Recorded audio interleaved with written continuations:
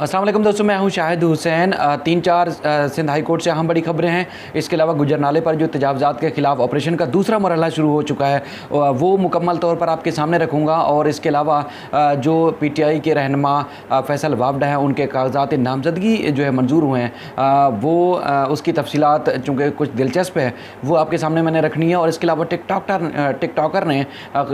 TikToker लड़की ने दूसरी टिकटॉकर लड़की को कत्ल करा दिया, यानी कि उनके साथ मिलकर 4 अफराद को जो कत्ल कराया था उसकी सनसनीखेज़ इंकशाफात सामने हैं, वो भी आपके सामने रखूँगा और कोशिश करूँगा कि मुख्तसर ये वीडियो रखूँ मैं। सबसे पहले तो ये है कि जो बरसात के दौरान कराची डूब गया था, मुकम्मल तौर पर जाम हो गया था और कई इलाके कई रोज़ तक जो वो डूबे रहे और उसके बाद उनका कोई पुरसान हाल नहीं था, सफाई सुथराई का निज़ाम ना होने के बराबर था और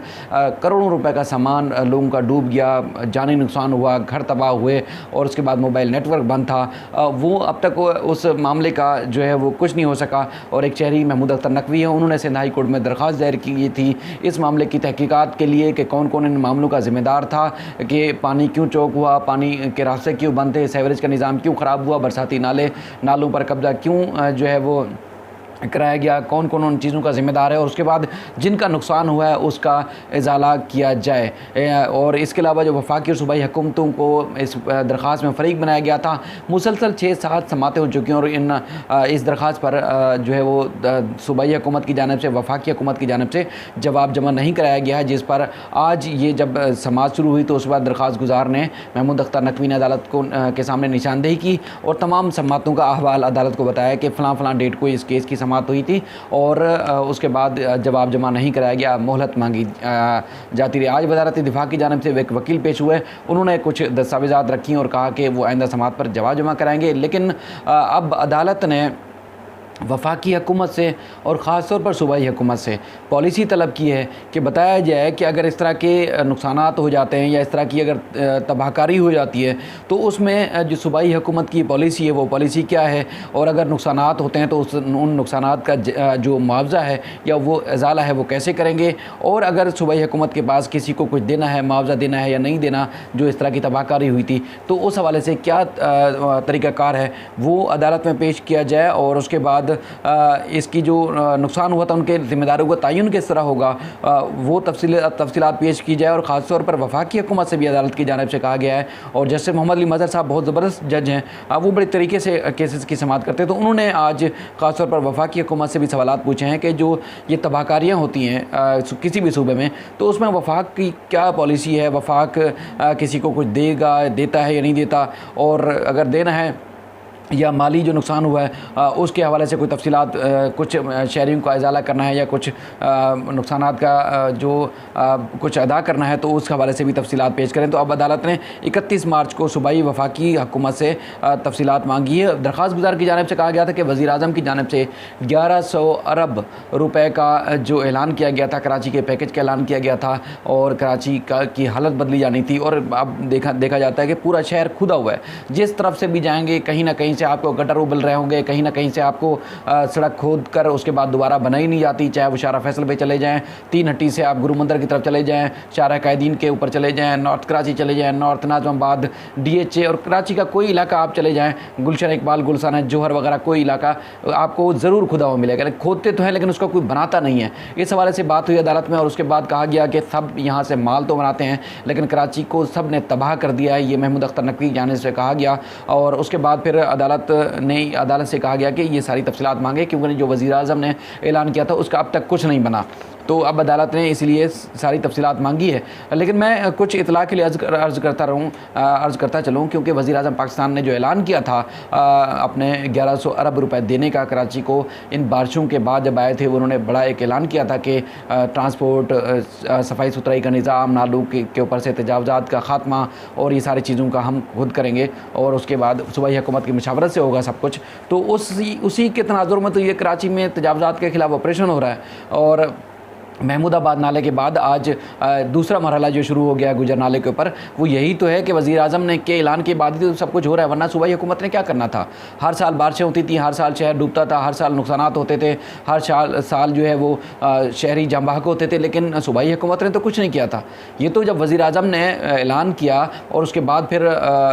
सब कुछ ये हो रहा है। और इंतहाई ख़ास बात ये भी है कि सुप्रीम कोर्ट ने भी हुक्म दिया था कि शहरियों को जिनके घर तोड़े जाएँ उनको प्लाट्स दिए जाएंगे और मुआवजा भी दिया जाएगा। और उसके बाद वफाक ने भी कहा था कि ये सूबाई हुकूमत की जिम्मेदारी, और सुप्रीम कोर्ट ने कहा था कि ये तमाम जो फरीकैन हैं वो साथ बैठकर जो मशवरा करें और उसके बाद ये अदालतों के हुक्म की आड़ में ऐसा ना तासुर दें कि घर तोड़े जा रहे लोगों के और ऑपरेशन किया जा रहा है तजावज़ात के ख़िलाफ़, बल्कि एक मेकनिज़म बनाएं और उसके बाद उसके तहत ही अमल करें। लेकिन आज फिर जिस तरह ऑपरेशन शुरू हो चुका है और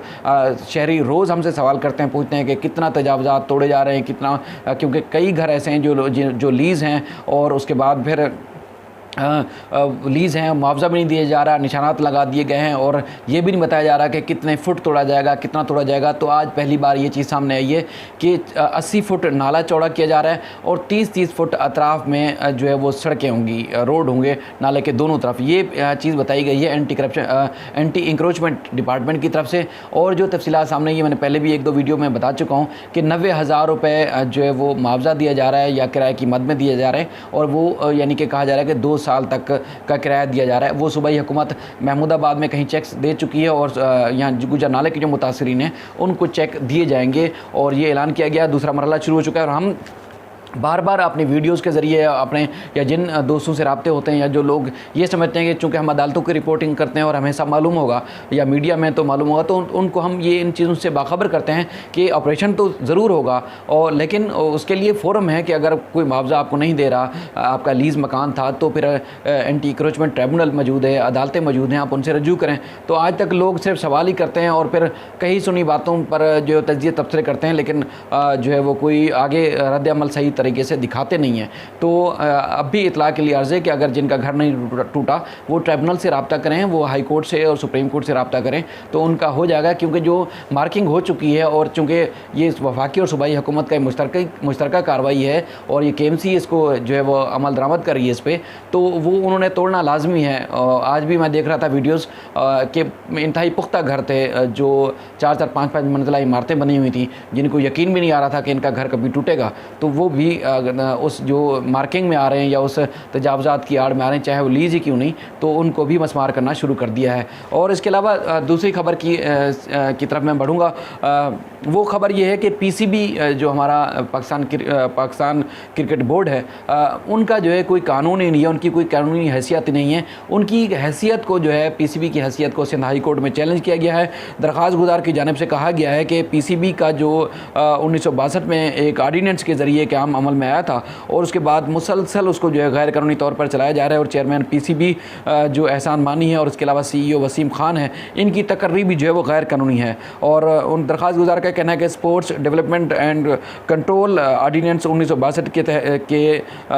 जो बनाया गया था, उसके बाद किसी असम्बली ने इसकी तौसीक नहीं की और जो पार्लिमान है 1962 से लेकर 1973 तक इस आर्डीनेंस के ज़रिए इसको जो है वो किसी भी आइन का हिस्सा नहीं बनाया और ना ही इसकी तौसीक की। और इस सारे तनाजुर में जो कानून साजी है वो कानून साजी नहीं और PCB का आइन बना दिया गया और सारे सुनहरी की रोशनी में PCB की जो हैसियत है वो गैर कानूनी है और बोर्ड ऑफ गवर्नर का मेंबर होना चाहिए था चेयरमैन PCB को, वो भी नहीं है और उसके बावजूद उनको जो है वो बना दिया गया चेयरमैन PCB। इस तरह वसीम खान और दीगर जो लोग हैं, तो मुकम्मल तौर पर ये बड़ा एक चौंका देने वाली चीज़ है। लेकिन जो कानूनी हैसियत को, कानूनी मामलात को समझते हैं, उनके लिए समझने के लिए बहुत बड़ी चीज़ है कि PCB हमारा बग़ैर कानून के, बग़ैर आइन साजी के, बग़ैर कानूनी हैसियत के चल रहा है। और अदालत में चूँकि ये बात आ चुकी है, वफाक की जानिब से आज जवाब के लिए मोहलत मांगी गई और 7 अप्रैल की अब इसमें डेट हुई है। तो वफाकी चूँकि इदारों की आजकल हड़ताल चल रही है, तो उन्होंने अदालत से कहा कि हमें जवाब जमा कराने के लिए मोहलत दी जाए। ये बहुत बड़ा केस है और ये अगर इसकी हैसियत ख़त्म हो जाती है तो ज़ाहिर है PCB के जितने भी फ़ैसले, जितने भी काम हुए वो सब के सब गैर कानूनी होंगे। तो ये भी केस जस्टिस मोहम्मद अली मज़हर की अदालत में ज़ेर समात है, तो इसमें भी बड़ी जो है वो चीज़ें सामने आ सकती हैं। इसके अलावा एक और चीज़ थी कि वीडियो चूँकि लंबी हो रही, मैं वही कोशिश कर रहा हूँ कि इसको जितना कम से कम रखूँ। एक टिकटॉकर लड़की को 3 साथियों के साथ गार्डन के इलाके में शाम के औकात में कत्ल कर दिया गया और इंतहाई सनसनी मचा दी गई। उस दिन एक और भी जोड़ा कत्ल हुआ था डिफेंस के क्लिफ्टन के इलाके में, और ये गार्डन के इलाके में कत्ल हुए थे। तो उसके बाद फिर ये बड़ी बातें की जा रही थी, सवालात उठाए जा रहे थे। चूँकि हमारे इदारों की कामयाबी है कि पुलिस हो, रेंजर्स हो और दीगर जितने भी इदारे हैं, उन्होंने कामयाबी से ऑपरेशन किया और दहशतगर्दी का तो अल्लाह का शुक्र है कि खात्मा हो चुका है।